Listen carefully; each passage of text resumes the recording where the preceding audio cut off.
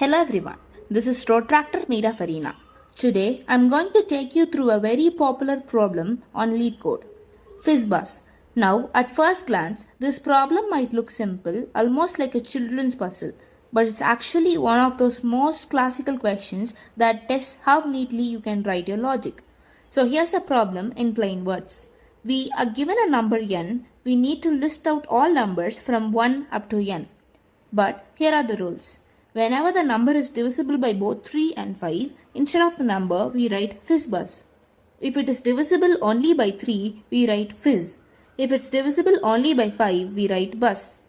And if it doesn't fall into any of these categories, we simply write the number itself. Let's imagine an example. Say n is equal to 5. Then our output should look like this. 1, 2, Fizz, 4, Buzz. You can already see how numbers 3 and 5 got replaced according to the rules. Now let's look at how we solve it step by step. We start by creating something to hold our answers. In C++, this is a vector of strings called answer. Then we run a loop from 1 up to n. For each number, we need to decide should it become Fizz Buzz, or just the number itself. To make this decision, we create a small helper inside our loop, a string variable called str. At the beginning of each loop, str is empty. If the number is divisible by both 3 and 5, we put Fizz Buzz into str. If not, but it's divisible by 3, we put Fizz. If not, but it's divisible by 5, we put Buzz. And finally, if none of these conditions worked, we check is str still empty. If yes, it means this number didn't qualify for any of the special words.